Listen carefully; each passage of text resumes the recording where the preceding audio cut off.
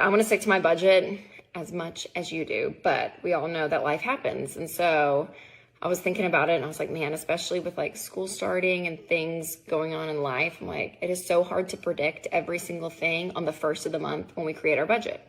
And so if you have been budgeting or haven't, always remember prioritization is so key. So food, shelter, utilities, transportation, your four walls need to be covered first, and then everything else. But another really crucial part to having your budget work is to have a miscellaneous category. You guys, this is huge. I went back on Every Dollar, my budgeting app, to see what we used our miscellaneous category for in July. And there were like 8 transactions in there. So I was like, oh my gosh. And like, they were like kids' birthday parties that the girls were invited to that I totally forgot about. They needed some cases for school. So I was like, let's go ahead and just get that in July. Like, it was just kind of these random things that I wouldn't have planned for. I didn't know. And so in order to keep the budget zero-based, where every dollar has a name, you need a catch-all category. So it's a really important part of the budget is the miscellaneous category. And I secretly love it because I feel like you can still spend and like do life. You just throw it in that bucket and you're like, oh yeah, that just goes there. So hope that helps.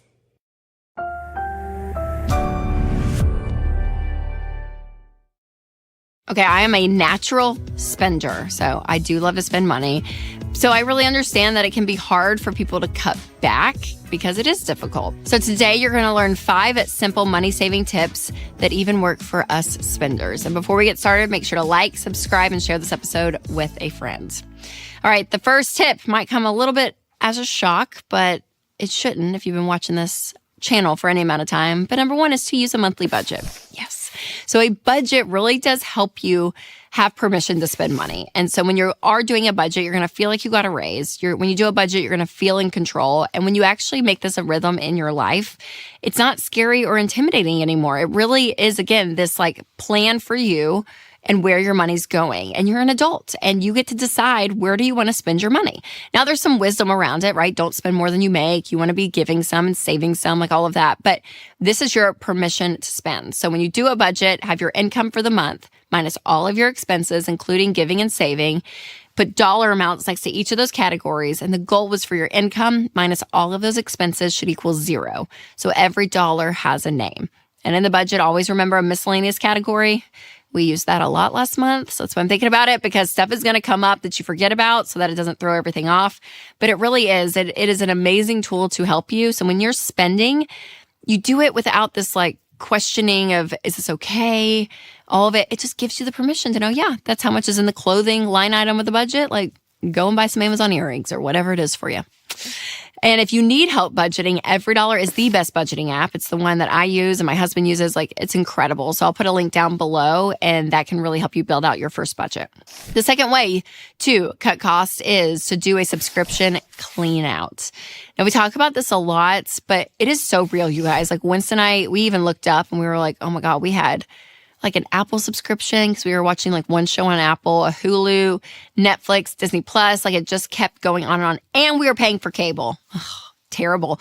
So the amount of money we were paying for media that we weren't really even using that much of, it was so much. And I think these things have become a rhythm in our lives with subscriptions, whether it's app subscriptions or gaming subscriptions or TV. But go through and actually like look and see, what are you using, and cancel them. And even if it's like $14.99 or $6.99, like, it may not feel like a ton of money month to month, but it adds up so much and it's going to simplify your life. And it is incredible. And Winston and I actually, we cut cable for the first time in 15 years of marriage. We got rid of Comcast. God love you, Comcast. But we did it. We are now normal Americans that don't pay for cable anymore. And it saved us like hundreds of dollars. Like, it was unbelievable what we were paying. So when we re-examined it all, it was like, we can still get the shows we want and the things we want, but let's just do it in a smarter way. So we did it. Now, one annual plan that I am not cutting, because it is affordable and it is a must in our house, is Delete Me. So Delete Me is an incredible service that goes in and removes your information online. And what happens is we put so much of our information online because we're online all the time. Like, we're doing so much. So Delete Me goes in and removes your information, and they are phenomenal. They've saved me over 50 hours of doing this, hundreds of websites that they've removed my information from. And it's amazing. And what's crazy is what the internet has on me. Like, and on you. Like, if you go and Google yourself and like address, like old addresses will come up where you're like, how did they even know I lived there in like 2012? Like, it's just wild what is out there. So make sure to sign up for Delete Me because it really is incredible and it protects your online safety, which we need today. So you can get an annual Delete Me plan for 20% off, which comes out to just $9 a month. So go to joindeleteme.com/Rachel or click the link in the description. All right, the next way to cut back on spending is buying in bulk. So whether you are single, you have roommates, or you have a family, this really is a great way to buy. And it's not everything. Like, I've learned perishable goods is not great for us in bulk because we end up wasting stuff. But it really is like some of the stuff, whether it's, paper plates or toilet paper or, paper towels, like all this stuff that we end up using. It really is amazing when you can go into these bulk stores like a Costco or a Sam's. Because if you think about it, a 12-pack of a Kirkland brand at Costco is $2 a roll for paper towels versus a 4-pack at Target is $2.50. So again, over time, like, you are saving money when you are buying in bulk. So look at like side-by-side comparisons of things that you use and look at it and do the math and just know. But you are going to save money when you are buying in bulk on things that you use a lot of. And if you have a great family, like, it is worth the membership cost. It really is to some of these places like Costco and Sam's Club.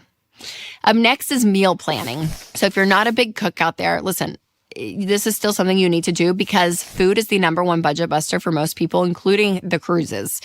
So go through the week and just have a plan on where your meals are coming from. And when you do this, it simplifies your life, especially dinners. I feel like dinners are always the hardest. It's at the end of the day. If you've been working all day or kids have been in school, everyone's just tired. But if you have an idea of what you're going to make, and again, this can be simple, like spaghetti or something. It doesn't have to be complicated things. But if you're trying to cut costs, cooking at home is going to save you money, and knowing what you're going to cook is going to help you. So if you're spending like $10 a day on coffee, maybe that's something you look at and you're like, okay, I'm going to plan out where I get my coffee, and maybe I get my coffee from home and save that money. So make sure to check out the meal planner and grocery savings guide because, again, food is like the number one budget buster for so many people. So have a plan for it. And number 5, the last way, is just to cut back on impulse spending. So this happens a lot. And what's crazy is the average American, on average, is spending $150 on impulse purchases. And that adds up to $1,800 a year. And I get it. Like, the temptations are everywhere. It is so easy just to like add something in the cart, physically or online, swing by and pick up dinner. But like, whatever the thing is, you end up spending so much for conveniences. And so plan those out and just know ahead of time of like, okay, I know this is the plan for the day, and I'm not going to add more to my purchases. I'm not going to spontaneously spend. And if you do that, even for a month, like just try it for a month, you will save so much money. It's like this, even the impulse on Amazon of like, oh, we'll just get that. Just don't. Try like kind of a no spend idea, and it's amazing how much money you will save. All right, these tips have really helped me when it comes to my spending, and they've really become a habit over time. Not perfect at it by any means, but it is something that I've put into place, and it's given me so much peace around money. So if you want to learn what else I do to make the most of my money, keep watching the next video on how I budget, invest, spend, and save my money. You can click to the next episode, or I'll put a link down below if you're listening on podcast. All right, you guys, remember to take control of your money and create a life you love.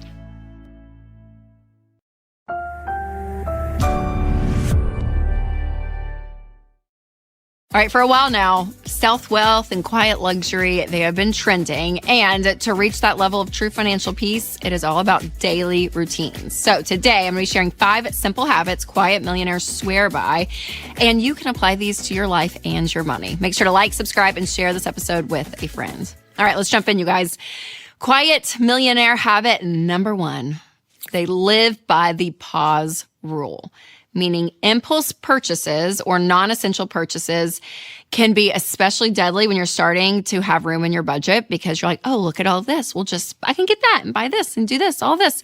But listen, if you pause before you make purchases, especially large purchases, just wait. Just sleep on it 24 hours. Or even if it's a really big purchase, wait a week or even a month and see if you still want it. Because it is amazing how much our emotions drive how we spend money and what we spend money on. And so really letting those die down so that you can make more logical decisions. That's why we can $15 ourselves to death, right? I mean, it's just like here. And then you look up and you're like, oh my gosh, I've spent hundreds of dollars. How has this happened? So not to live with impulse spending is so key, and millionaires live like that. So that is a habit to take with you. All right, habit number 2 is to track your spending every single day. So this is not about restriction, but this is about awareness and intentionality, because millionaires didn't become millionaires overnight, right? Or it just happened. They happened to like look in their account one day and like, look at all this money. No, they knew where their money was going. They had a plan for it. And budgeting is one of those tools to help you take your income and be purposeful with it, because people think, well, if I reach a certain net worth, like it's not that big of a deal. But listen, managing your money needs to be consistent. Now, you don't probably have to nickel and dime yourself. Obviously, when you're a millionaire, you can have a lot more flexibility, and that's fine. But the stricter you are with knowing and the more disciplined you are with where your money's going, the more progress you're going to see. And so if you need help with that, the EveryDollar app is one of my favorite apps to track my spending with and to look at all of my financial goals and where my income is going. Winston and I use it. We love it. So make sure to check out EveryDollar. All right, habit number 3 is to practice gratitude in big and small ways. So it's not just the dollars and cents that you are dealing with when it comes to money, but there's something overall when it comes to your character and who you are as a person that can help sustain when you build wealth, sustain yourself and your money, because money can get a bad rap. People look at, people that are wealthy and they're like, oh my gosh, like they're jerks, right? It's kind of that stereotype. But the truth is, money didn't make them jerks. No, there's part of them in there that was already there, and money magnified that. So working on yourself and knowing your character and who you are as a person through this process is huge. That is why gratitude is massive, you guys, because gratitude leads into humility. Humility leads into contentment. And these are all elements of who you are as a person that is going to be crucial to sustain a level of peace and joy in your life. And so contentment is key. And you can do this. You can do this gratitude by, small ways. I mean, honestly, there's like a level of consciousness of just being aware and knowing the areas of your life that you're grateful for. Some people, they do like a gratitude list. But again, it's all about being mindful, being aware of the things in your life, because we can go through a day and focus on all the bad constantly. But there's something about this gratitude and making it a habit that is so, so key. All right, one thing I am genuinely thankful for is companies that exist to protect you and your family. And that is why I love Delete Me. If you do not remove your personal data from the internet, it's basically like a billboard for everyone to see, because your name, your address, your email, even your kids' names are out there on sketchy data broker websites. And then those data brokers will then take your data, sell it, and that puts you at risk for scams and fraud. But the good news is Delete Me removes your data and helps protect you from phishing, harassment, and other online threats. Winston and I use Delete Me, and it saves us so much time and worry. So you guys, your family's safety and financial security are way too important to leave exposed. So sign up for Delete Me and take control. Go to joindeleteme.com/Rachel for 20% off, bringing your monthly costs to under $9, or just click the link in the description. All right, quiet millionaire habit number 4 is to learn something new every day. Now, this feels like a really big, lofty goal, but can I just tell you, continue to be a learner. Continue to realize, like, I may not have all the answers, right?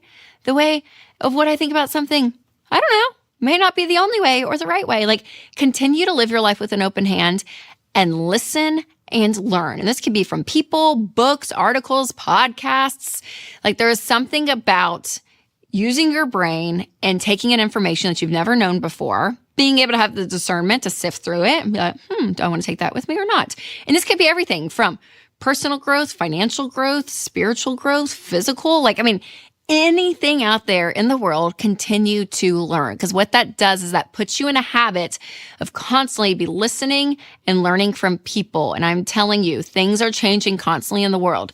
And while the principles of money, like we talk about here, pretty much haven't changed in decades, because they work, they're common sense principles that we can lean on, but to be able to learn from other people and things that they have done. And if there's someone out there that you're like, I want to be like them, whether that's someone who's a great parent, or it's someone that, like, from a health perspective, you're like, ooh, they feel like they have a lot of peace in their life around this, or marriage. It could be any area of life, okay? Any area, but someone that is a little bit further ahead than you and is doing something and getting results in an area of life that you're like, that's what I want. listen to them, okay? And so when it comes to personal finance, people that have built wealth and have done it the right way and that aren't like horrible people, right? That are like very normal, quiet millionaires. They're like, wow, there's a level of humility about them, but yet they've done really well financially. Like, what are they doing? Be listening to them. We talk about people like this all the time in the Baby Steps Millionaires book, so you can grab that copy. We'll put a link down below, but that is a great resource. But honestly, be learning, constantly be learning. Habit number 5 of quiet millionaires is to stick to a routine. So consistency is your friend. Keep things simple and it will help you be productive. And it might kind of sound boring to be like, oh my gosh, I'm doing the same thing. But listen, life is chaotic. And when there is something that you just know works, that you can go back to, that consistency allows you to have some peace and a plan in your life. And it helps you when it comes to the micro decisions throughout your day because you're like, oh yeah, I know what I'm doing. I know what I can go back to. And so there's something really powerful in that. All right, now that we've gone through the entire list, think through some habits that you're like, oh yeah, that would be good to start. Maybe just start with one. Don't start with all of them. Don't be like overwhelmed by it. But continuing to change and to learn is how you're going to get different results, especially if you're not content or happy with the results you're getting right now. And, big wins, they don't happen overnight. They take a while. And so remember, these habits are a part of your routine in your life. And that is what I love, is they almost become subconscious. Now, some of them have that gold stamp of approval for sure. But if you don't know about the 10 habits that scream, I'm trying to look wealthy, you can click right here to check out that episode. Or if you're listening on podcast, I'll put a link below. All right, you guys, remember to take control of your money and create a life you love.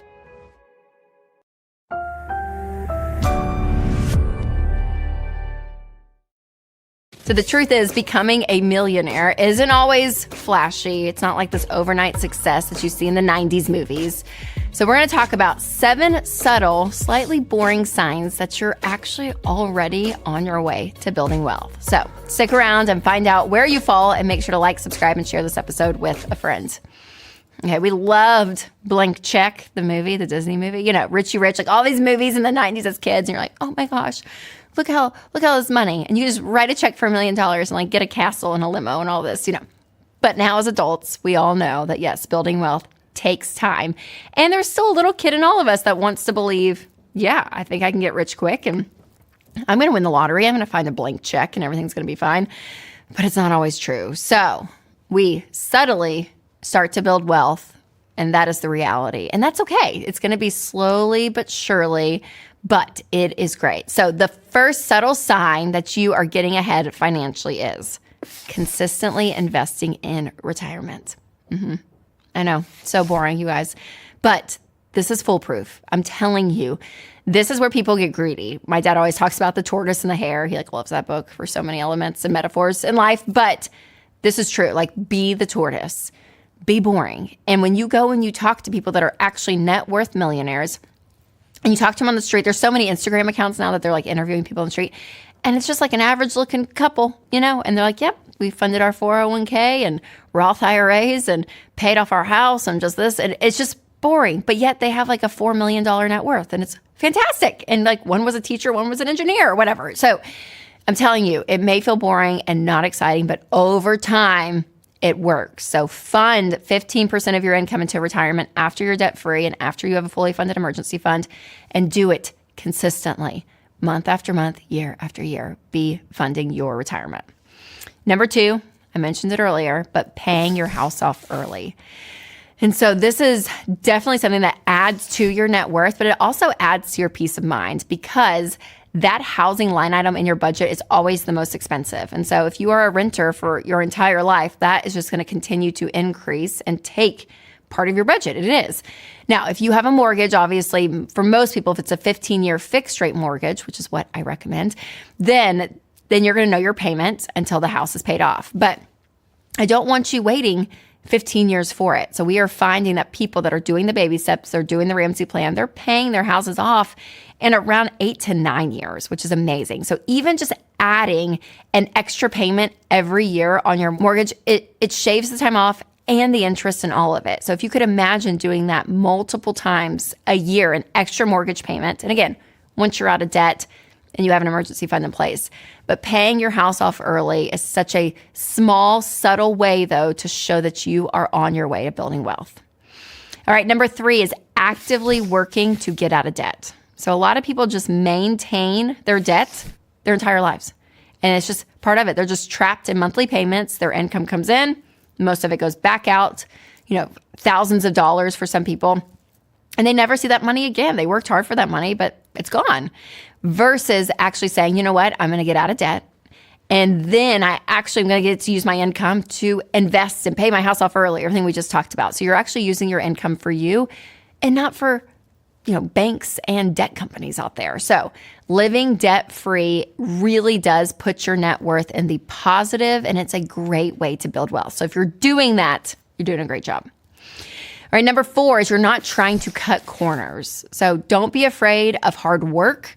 Don't be afraid to grind it out sometimes. And again, slow and steady wins the race. And so we want to believe in short-term wins. It feels much better to feel like, oh my gosh, I only have to do this for a little bit and then I'm going to be fine. But the truth is, the way life works is it is slow. It's a slow progression over time. And so you're going to have seasons specifically with working that maybe you're working a ton and you're like maybe trying to get the promotion or whatever the thing you're doing, but you don't want to work your whole life and just be a workaholic by any means. So some seasons, you may pull back some, but whatever that looks like for you, part of it is the work. And so I pray that you love your job and you enjoy what you do, because I think that's a big part of all of this too. But yep, just remember, slow and steady still wins the race. All right, one thing though I refuse to cut corners on is internet safety for me and my family, which is why I love and use Delete Me. Those holiday promos can be great, but with every newsletter sign up and coupon code, you are giving away your data. And that personal info can easily end up with data brokers who sell it to spammers and scammers. And that is why I recommend and use Delete Me. The Delete Me privacy team digs through hundreds of those data broker sites to remove your data and keep it gone, which means fewer spammy texts and robocalls. So right now you can get 20% off at joindeleteme.com/Rachel with code Rachel at checkout.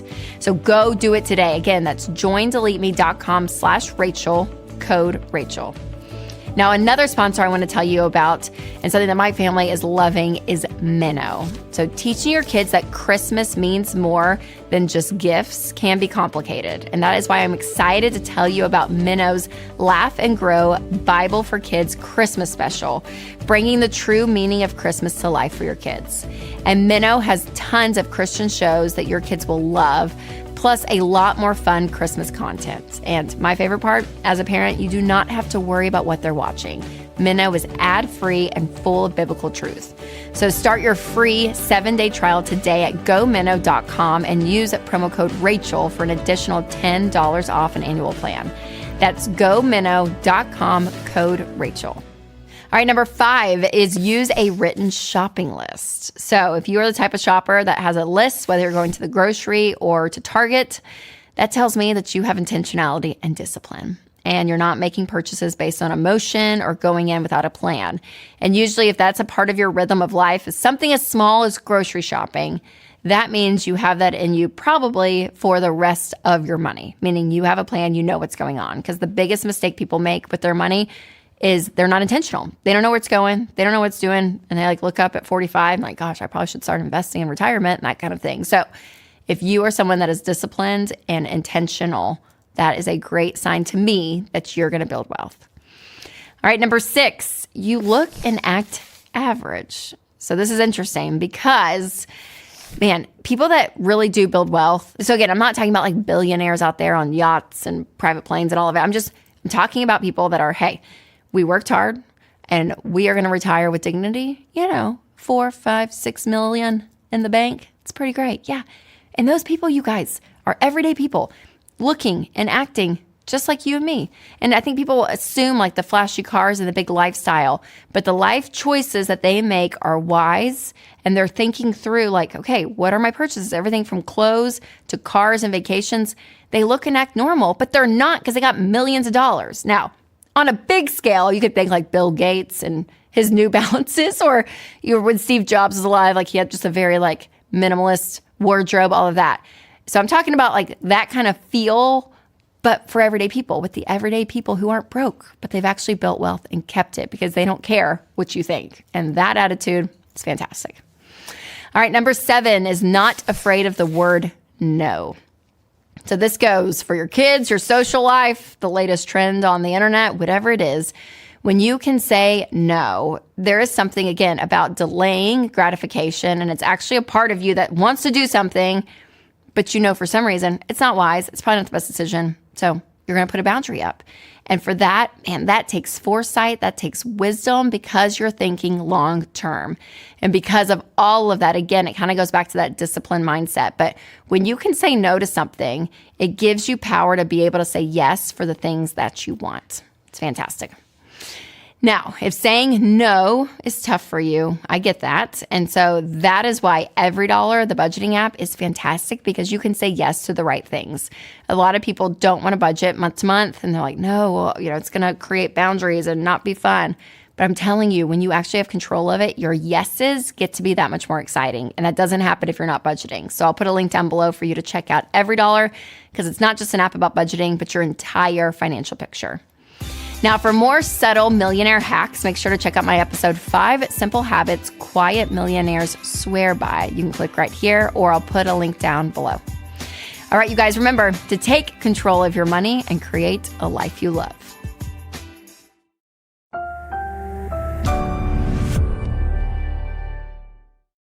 So managing money comes with a lot of personal responsibility. That's why it's called personal finance. In parts, though, when it comes to our money, are very, very complicated.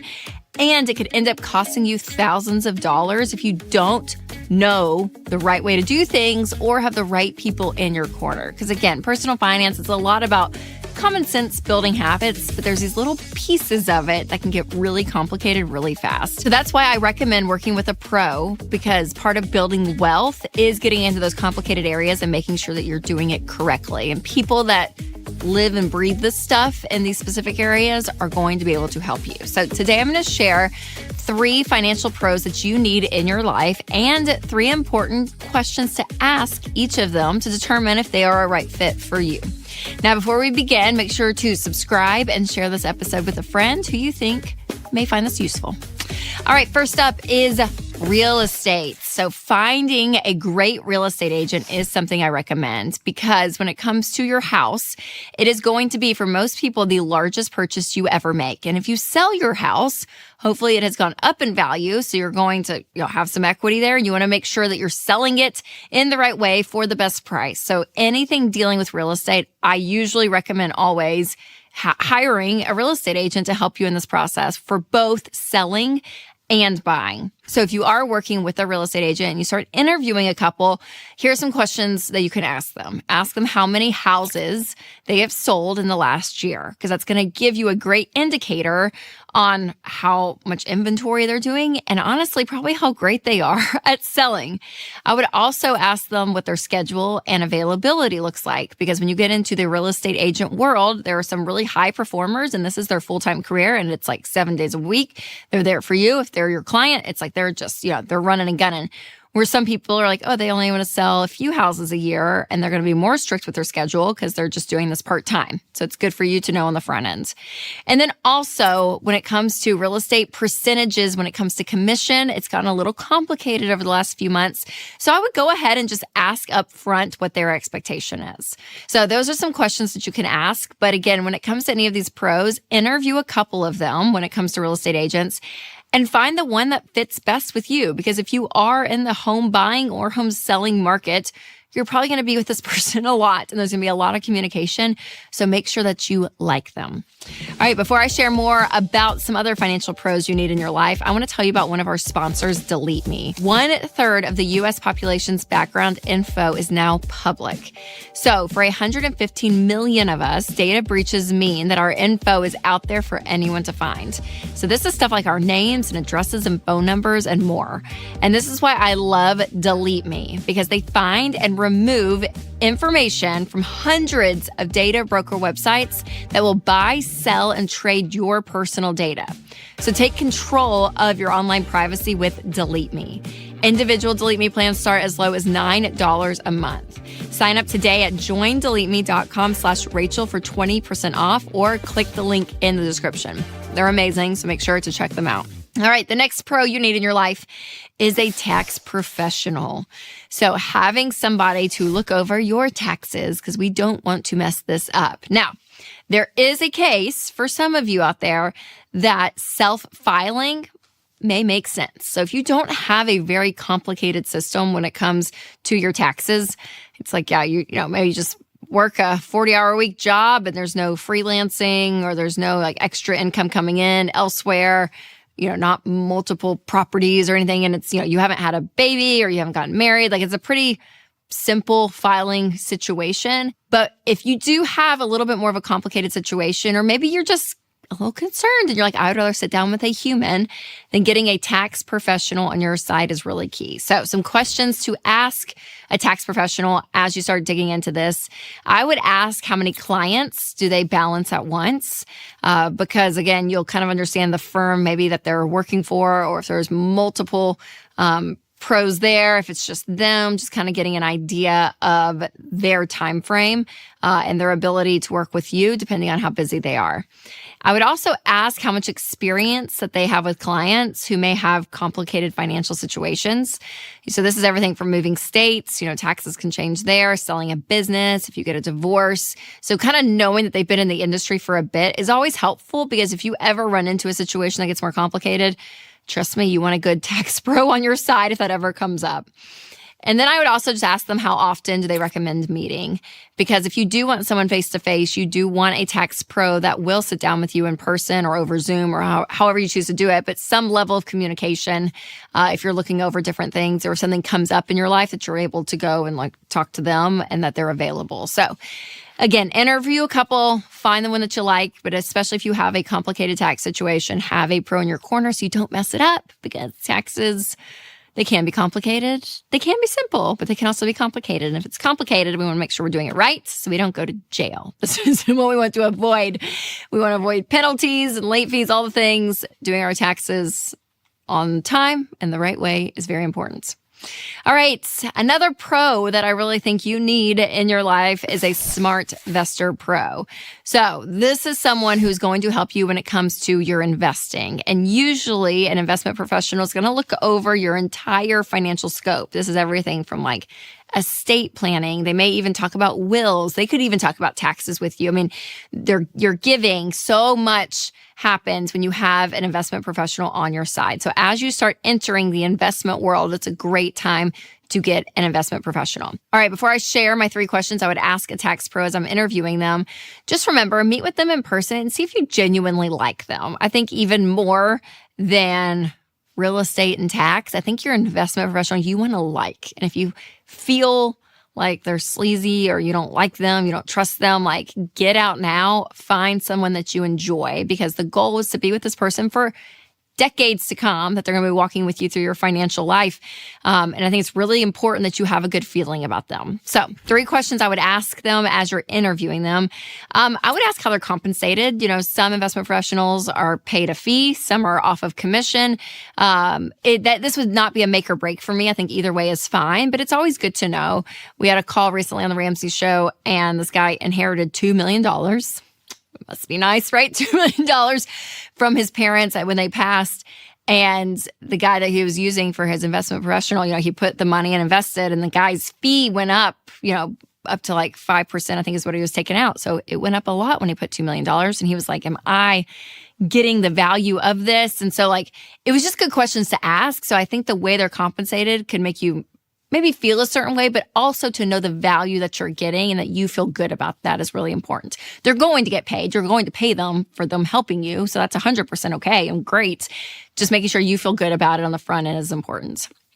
Also, I would ask if they understand and respect your goals. So if you're doing your money the Ramsey way and you are, you know, trying to pay off your house, you're investing 15% of your income, you know, you're doing some things in a specific order, and that's where your values are, that's the choices you're making, that they honor that. Because you will meet some investment professionals that are like, why would you pay off your house? You could keep all that money in the market. You know, say you had $200,000, you could just keep it in the market and it could be making 10 to 12%. Why would you ever take that off and pay off your house? You had a great rate at 3%. Why would you do that? So like mathematically, like I get what they're saying, and that's a big argument we always have. But if you have an investment professional that that's where they lean all the time, then it's going to conflict with what you want to do. If one of your goals is, I want to be completely debt free. That's all I want to do is like pay off my house. That's my next big goal. And if they don't understand and respect that, that's going to cause you to butt heads. So make sure they know your plan, because remember, they are working for you. This is your money. So make sure that they respect your plan. And then I would also ask them just the range of income and assets they have for other clients they serve, because I think it is important as you level up and you continue to grow financially that they have the bandwidth to be able to help you in more complicated situations. Because as your wealth grows and maybe you start diversifying in different things and there's different, things with taxes, like there's so much that can get really complicated, making sure that they've done this a lot and they're able to walk with you very smoothly in the wisest, best way when it comes to building wealth. So we have real estate and tax pros that are Ramsey trusted. So if you're looking for a great real estate agent or tax pro, we have multiple in different zip codes or different areas around the country. So click the link below to find one. And also if you're looking for a smart investor pro when it comes to your investing in your overall financial picture, I'll also put a link down there as well. All right, I think getting connected again to these pros is really, really key because they're going to be able to help you in these areas that can start to get complicated when it comes to your money. And having a person that you trust and that you know is so knowledgeable to help teach you and guide you is so, so key. All right, you guys, remember to take control of your money and create a life you love.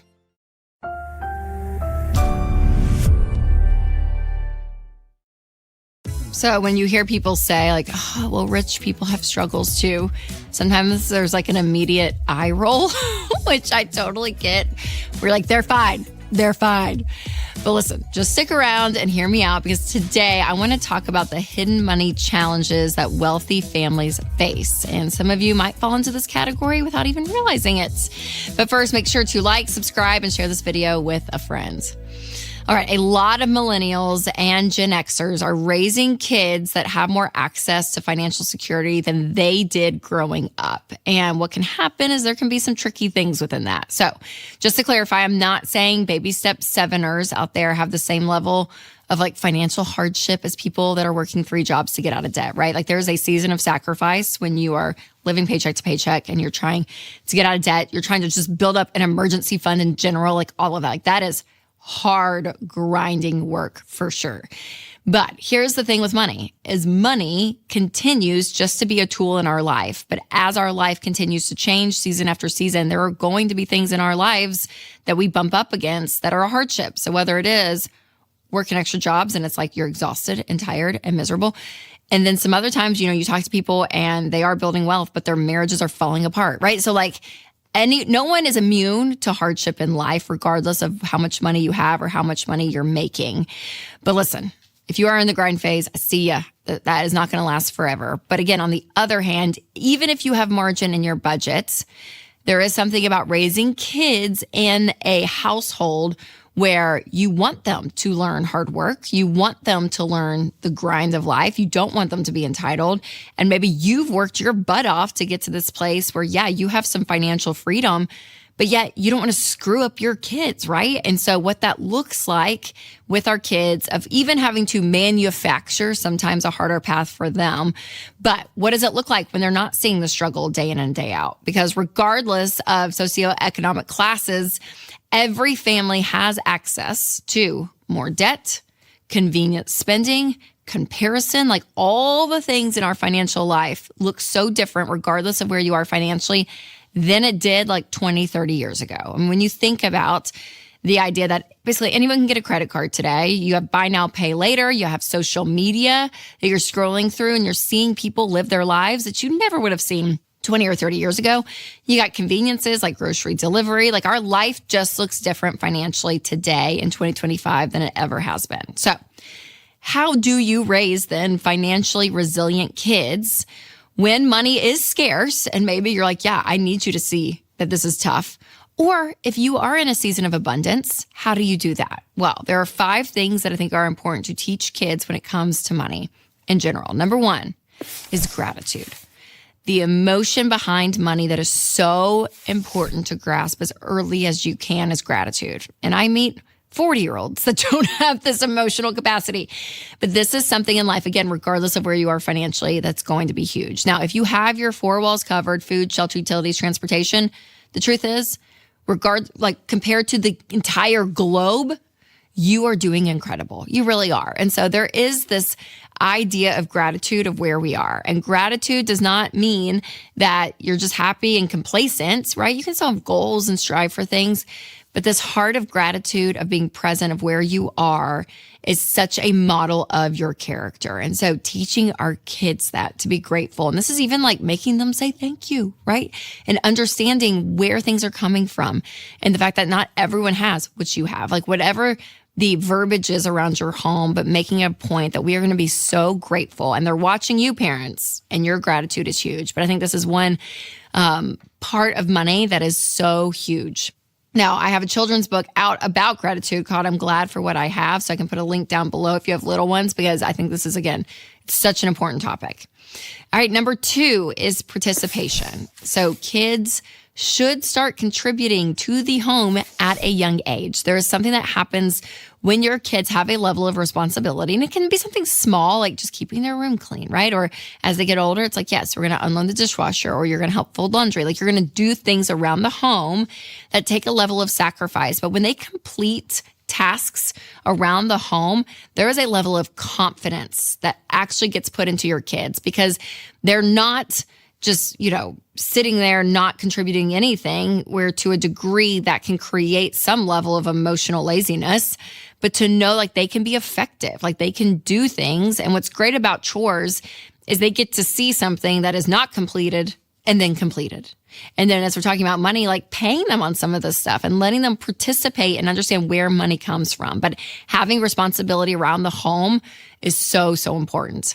Now, before I share my hot take on the word no, I do want to tell you something that is an absolute yes, and that is one of our sponsors, Christian Healthcare Ministries. So when you lose your employer-sponsored health insurance, there may be a better option than COBRA. So consider Christian Healthcare Ministries. CHM is an affordable, biblically based alternative to health insurance that could be a third of the price of COBRA. Yes, CHM programs start as low as $98 a month, and CHM has helped hundreds of thousands of families take care of over $11 billion in medical bills since 1981. And CHM members are also supported spiritually with prayer when they have a medical event. So try getting that with COBRA, because you're not. So whether you're going through a job loss or a life change, or maybe you just want to consider other options to save on healthcare costs, check out CHM. So learn more at chministries.org/budgets. That's chministries.org/budgets. All right, number 3 for our kids is to hear the word no. Now, you don't have to be extremely wealthy to be able to give your kids what they want, because sometimes it's like a $3.99 thing on Amazon that you're like, yeah, sure, we'll just do that, right? Like you can find ways to just kind of like medicate their want in the moment. It's like, here, just take it, whatever. And when that starts to become the rhythm and the pattern, which again is easier in the present, just to be like, here, we'll just fix it, like get you what you want so you're not throwing a fit and we have to go through this whole parenting cycle of like learning all this stuff. Like sometimes you just don't have the energy for it. And so it's easier just to give in. But when you have the ability to say no and to stand your ground, get the repercussions of maybe like the tantrum or whatever the thing is, it is so key, because our kids have to learn boundaries. The idea that money is just limitless is not an option, because when that happens, when that's their mindset, then they're going to go into adulthood. And when they actually bump up against a financial boundary, debt is right there to be like, oh yeah, you can get what you want when you want it. And you don't have to tell yourself no. So learning no and seeing that level of discipline from you as a parent, and also you displaying that to them as a kid, is so key when it comes to money. Those limits and those boundaries are so, so important. Number 4 is patience. So patience is also something. Delayed gratification is something we are terrible at in today's world. Like, again, instant gratification is everywhere. We can get what we want when we want it. Even information or buying anything. Like you can just open your phone, do what you need to do, get the fact that you need from Google or ChatGPT, or look up the weather. Like you can do whatever you want within 5 seconds because of our phones. And what that has created is that same level of instant gratification when it comes to purchasing and buying things. So having the patience to save up and pay for something is huge. And this is true as adults, but also your kids should do the same. So have the patience and have them have a goal of something that they're saving up for, something that's kind of out of reach for them, but it's good for them not to get it in the moment, but to do that. And then also we do no spend months as well, because sometimes it's like, even if they have the money to spend because they've done chores, sometimes it's just like they just want stuff all the time. And you're like, y'all, stop asking. So sometimes we just do a hard stop, no spend month. And for a few days, they kind of complain like, well, this, that. And then it's amazing. After a while, they're fine. And they go back and play with what they have. So patience is key. Number 5 is to sit in disappointment. Because let's be honest, disappointment is the concept of real life. Like in real life, we feel so much disappointment on so many things at different levels in life, but man, it is real and you have to know how to cope with that. And I've heard recently, I was reading a parenting book and they were talking about how there used to be helicopter parents, right? Where they would just hover and like take over and control everything. And now they're considering parenting. A lot of parents are snowplow parents, meaning they go through and pave the way so there's no bumps, there's no grooves, there's no like, oh gosh, am I going to fall down? No, it's like this perfect slope for your kids to go down with no issues and everything's fine. And they fix everything. So there's no roadblocks. Everything is done for them.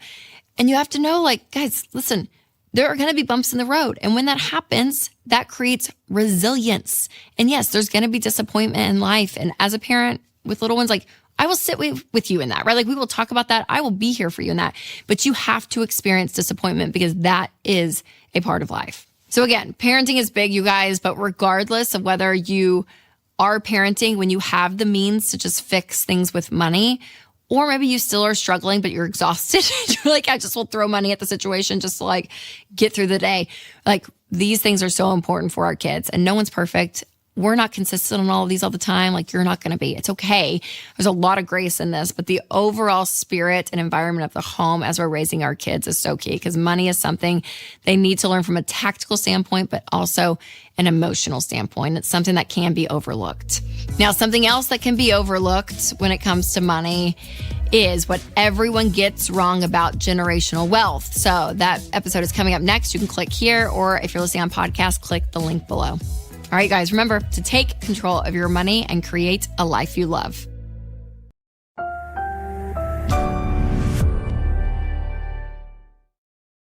Well, hey, you guys. So I think most people can agree that they need some kind of savings cushion, right? So here at Ramsey, we always recommend a starter emergency fund of $1,000 before you really do anything else. But I also know that this is easier said than done because a lot of people just feel like they're stuck living paycheck to paycheck. So if you are feeling this way and you need to make some progress when it comes to your savings, we're going to chat about that today. And specifically, I want to talk about how you can save $4,000 fast. And trust me, it's not as daunting as you might think. And if you stick around to the end of the episode, I also want to share what you can do after you reach that milestone so you don't lose momentum when it comes to taking control of your money. All right, first, why $4,000? Well, according to the U.S. Bureau of Labor and Statistics, the average annual salary nationwide is $65,470. So if we took that number and subtracted the average income taxes, then divided it by 12 for the number of months in a year, then that means we are around $4,000, meaning $4,000 is what the average American is bringing home after taxes. So it's essentially like having an entire month's salary saved, which is a huge goal and wonderful. But even if you're bringing in more or less, no matter what you make, I think everyone could agree that, yeah, an extra $4,000 can't hurt anyone. And think about this. Once you've paid off all of your debts and you focus all of your energy then on getting a fully funded emergency fund of 3 to 6 months of expenses, well, aiming for $4,000 as your first goal of getting there feels more realistic and reachable, right? So that's what we're going to talk about. How do you even get there? First, what I would say is to clamp down on your existing budget. You need to be very aware of where every single dollar is going. So tracking your budget is really key. And I recommend using EveryDollar because this is a great budgeting tool to help you know, hey, this is where our money's going and you can adjust your spending.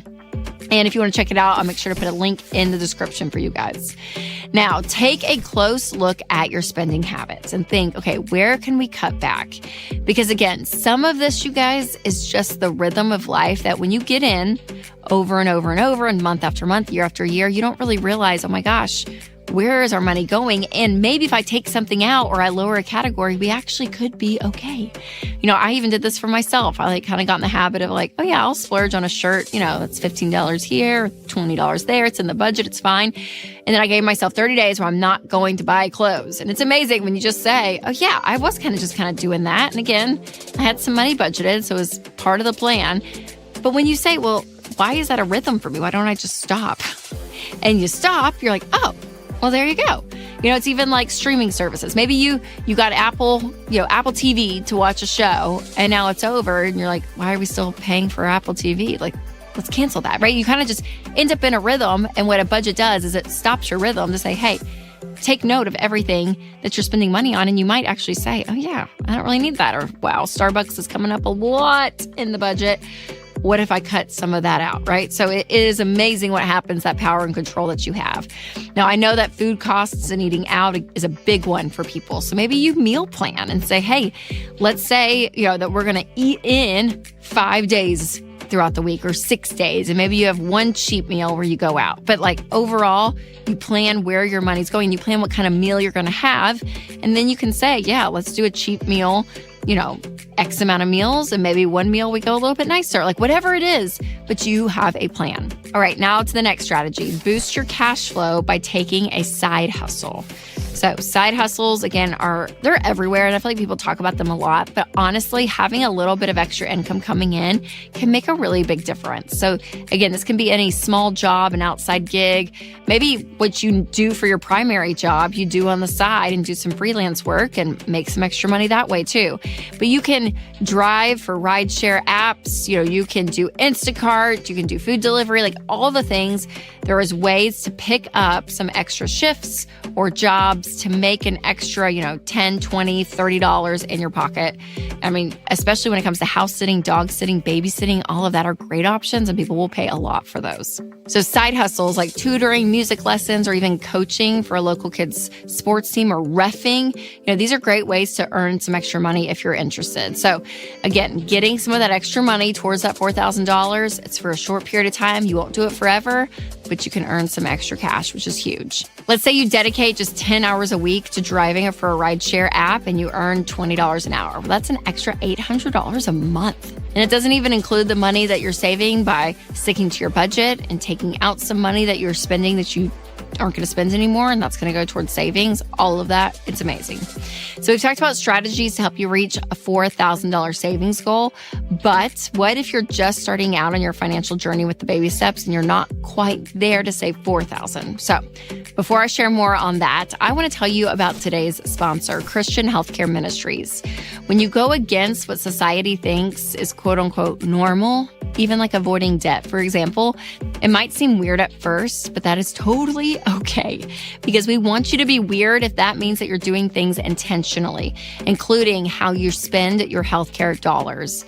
And one way to be intentional is with Christian Healthcare Ministries. CHM isn't health insurance. They're a health cost sharing ministry that's helped hundreds of thousands of families like yours take care of healthcare costs without sacrificing their freedom. To find out more and join chministries.org/budget. That's chministries.org/budget.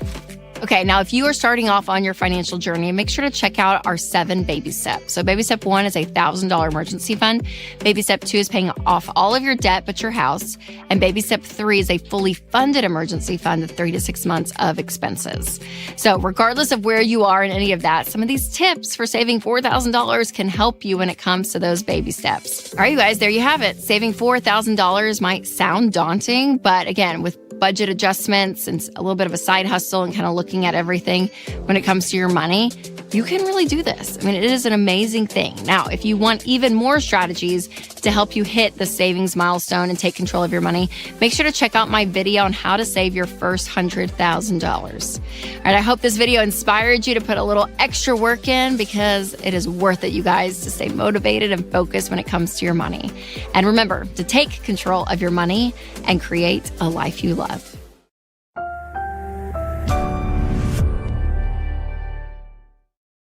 Well, hey, you guys. So I'm jumping into something that has been a challenge for a lot of us. keeping our budgets simple. So I recently stumbled across a video from another creator here on YouTube who shares some pretty solid advice on this topic. So today I'm just reacting to his tips and sharing what I would apply or tweak in my own budgeting strategy.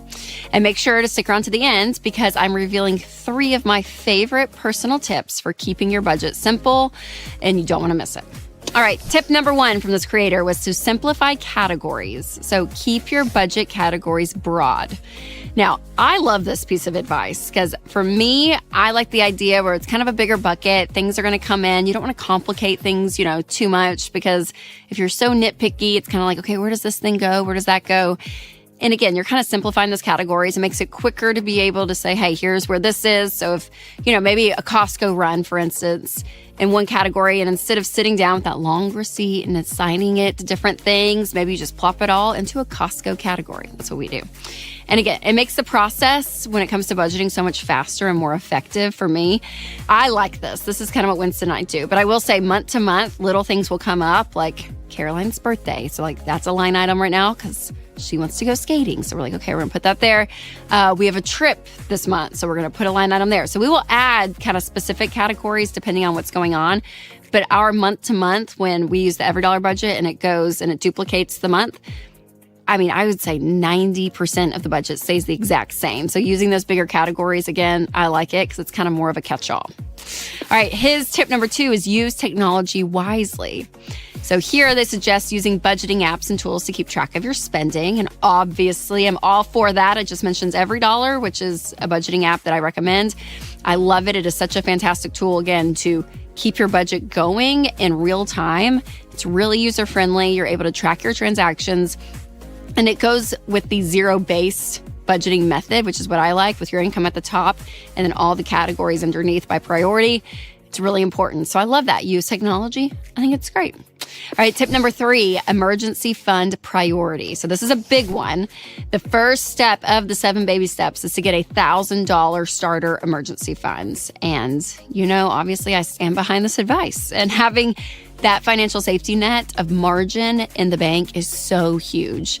And you can start small, but it's going to grow over time, meaning that you're going to have that $1,000. And then once you become debt free, you're going to bump that up to 3 to 6 months of expenses. And so again, allocating spending is so key, especially if you're on one of those 2 steps, and having it at the top to build up that buffer and to build up that emergency fund is really key. So I like this too because you're able to prioritize what you want. And so that savings needs to be towards the top of your budget to make sure that you do it. To get that $1,000, or again, if you're out of debt, the 3 to 6 months of expenses, fully funded emergency funds. All right, tip number 4 is round. So this is an interesting one, rounding down your paycheck in your budget. So for example, if you make, $1,656, you would budget for $1,600. So you round down. Now, I get why this is kind of appealing because it's going to force you then to have a cushion, because if you're only budgeting, $1,600, that other $56 or whatever it is, it's just going to be around. And that's, I guess, for this person is saying, well, it's great because it'll automatically give you that cushion. But what I would say, though, is to plan for that $56. And maybe it is for savings. Maybe it is for a miscellaneous category, which I think everyone should have, by the way, in your budget. You need a miscellaneous category. But I do like the idea of budgeting every single dollar. And there's something gratifying that when even my paycheck hits, I literally change it in the EveryDollar budget to the exact dollar amount, because it's just I'm going to squeeze out every dollar I can to budget. Because I don't know, it's just, I like that it feels better. I feel like you have more control over every single dollar that's coming in. All right, tip number 5, regular check-ins. So regular check-ins with your budget, it is essential. So don't just set up your budget and forget it. I think a lot of people feel like, okay, well, I did my budget, that's great. And then they move on with their life. But your budget is there to be in your life. Almost on a daily basis, you guys, just to know, hey, what's going on? And so that you have that control, you know what's in each category. And I would say this too, make it a habit that you kind of just check in. And maybe you start off with every 2 to 3 days, or maybe once a week. So maybe it's Monday, I'm going to review the budget and look at it. But again, when you use an app like EveryDollar, it's just so easy to check in and track your transactions and kind of know where you're at, that for me, it's a part of what I do. I'm terrible. I unlock my phone and literally the apps I go to is Instagram, the weather app, and EveryDollar. I just sit there and I'm like, oh, here. So just kind of make it part of that routine. Let's all admit we're semi-addicted to our phones. And I just think, make that part of the addiction because it actually is going to be good. It's going to be good. Okay, so now that I've reacted to some of that advice, as promised, here are my top 3 tips for keeping your budget simple. But before I get into those, I want to tell you about a faith-based alternative to health insurance that can make healthcare more affordable. Christian Healthcare Ministries. CHM allows members to share each other's healthcare costs, and it's as easy as 1, 2, 3. So step 1, choose the healthcare provider you want. Step 2, submit your eligible bills. And step 3, get reimbursed. CHM members take care of your eligible medical bills. And with no networks and the freedom to choose your healthcare provider, CHM is the best option for Christians who want to take care of their families and help other believers. So to find out more, go to chministries.org/budget. All right, so here are my tips, again, to simplify your budget. Number 1, reward yourself. So reward yourself when you hit a major financial milestone. Now, this is different than little treat culture that is out there. So I'm not saying every little thing you do, you just go and reward yourself and spend all that money. But celebrate those big wins. And one of those might be sticking to the budget. Maybe you do the budget for the first month and it's terrible. The second month, though, you're like, oh, it worked. Okay, so enjoy that. Like, celebrate that. Or maybe there's a debt that you're like, are we ever going to pay this off? And then once it's paid off, then it's like, okay, we're going to go treat ourselves, right? And I'm not talking about spending like a crazy amount of money. Obviously, we want to be realistic, but enjoy life through that process. I think getting new habits and gaining traction, it takes a lot of work and a lot of sacrifice. So there is times to let yourself live a little bit and enjoy life. All right, tip number 2 is give yourself grace. And this one is huge, you guys, because typically with your budget, if you've never done one before, it's going to take about 3 months to get it to work. So do not beat yourself up if you don't get it right away. Be patient and allow yourself to find the time to really make it work. And I'll say this too. Our budget throughout the month, we change it. So I want you to hear that. Things come up and other categories have to adjust. Or maybe you forgot, like, oh yeah, we had this in the budget and it's not happening anymore, so we can take it out. Well, there's some money left over. What are we going to do with that? So throughout the month, it's going to change, and that's okay. But give yourself some grace. Nobody's perfect when it comes to this stuff. All right, tip number 3 is make it visual. So this is a really important part of budgeting. You don't just want it in your head. A lot of people are like, well, I have all my numbers in my head. It's going to be really hard to keep track of that, you guys. So having something that you can see the progress, that you're able to adjust very easily, and you're able to really say, okay, I'm going to be able to make changes and I can do it and visually see the numbers. And I do think too, sometimes money can be really stressful and it's so much in our heads, but when you get things down on paper or visually in front of you, it really helps simplify to say, okay, like this is where we're at. Here's the reality, not something I'm making up in my head. Here's the reality. And it just gives you power back and control. All right, you guys, that's it. Some ways to simplify your budgets, which I think is so, so important. And so with these tips, again, have some patience, but create your budget for you and your lifestyle and your life. And since your paycheck is a major part of making your budget, I have a great video on paycheck routines that you should check out so that you know exactly what you're getting when it comes to doing a budget. So you guys remember to take control of your money and create a life you love.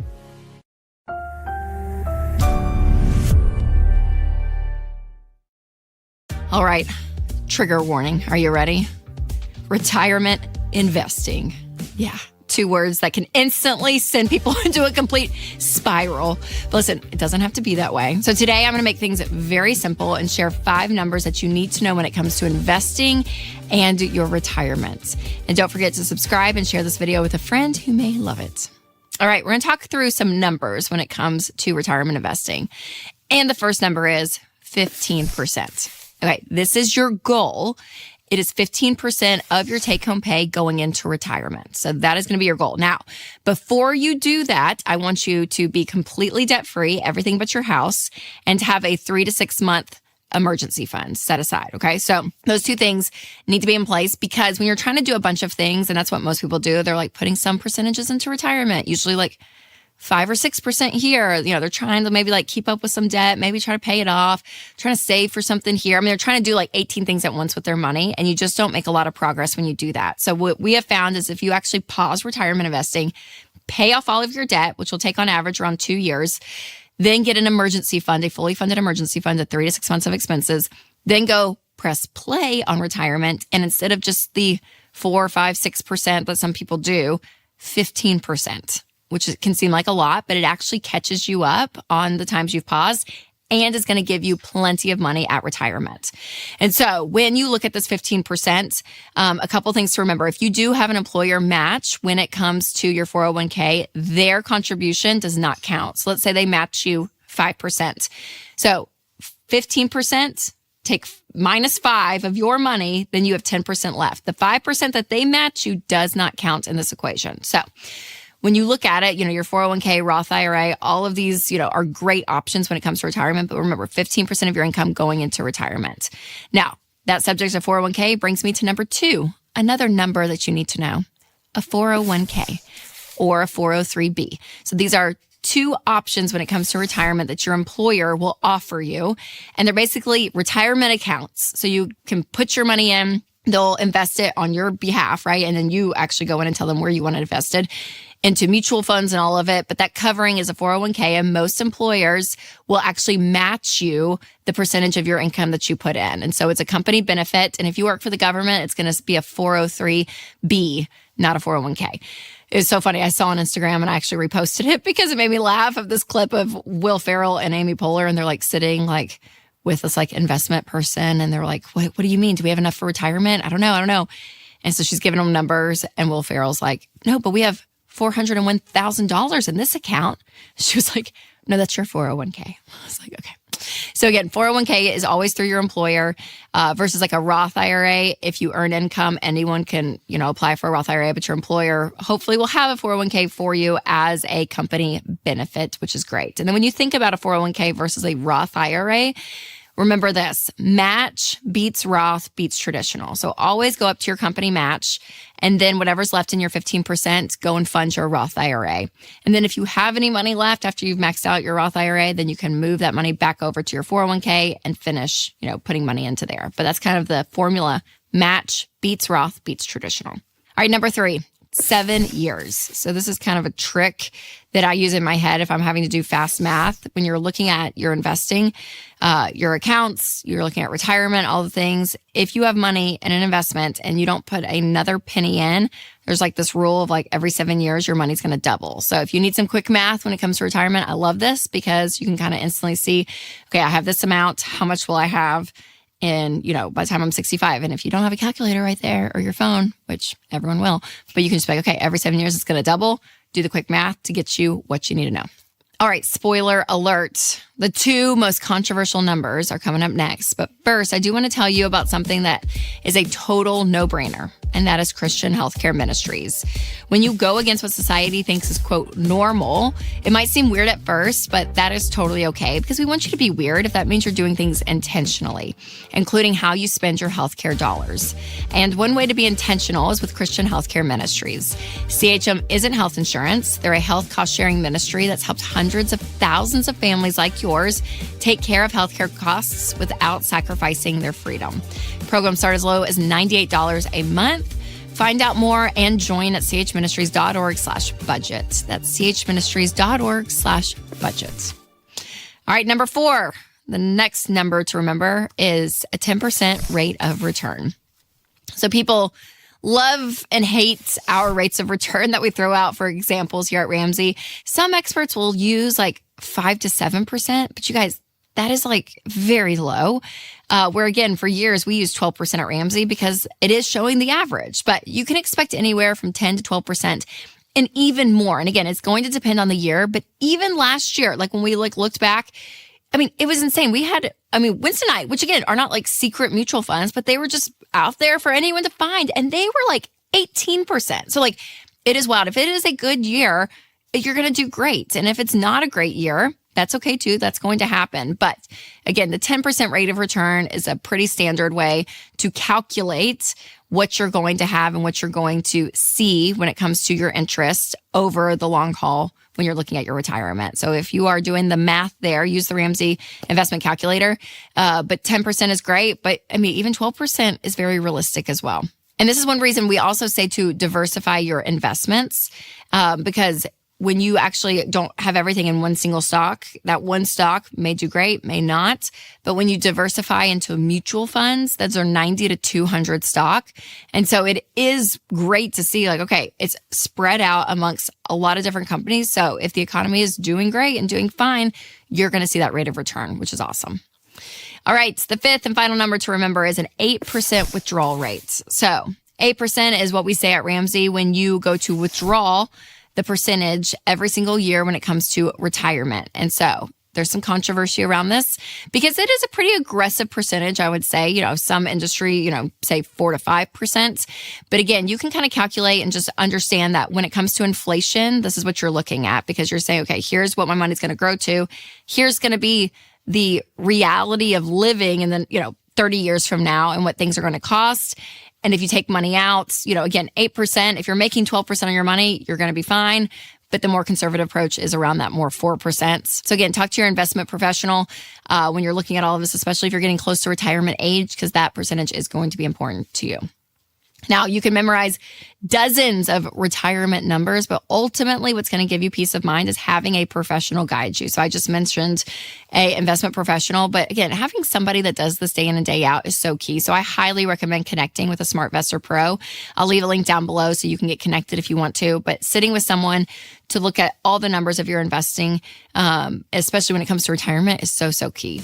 And at any stage of investing, you definitely want to catch my episode on how to invest the right way in 2025. You can click right here, or if you're listening on podcast, I will put a link in the description. All right, you guys, remember to take control of your money and create a life you love.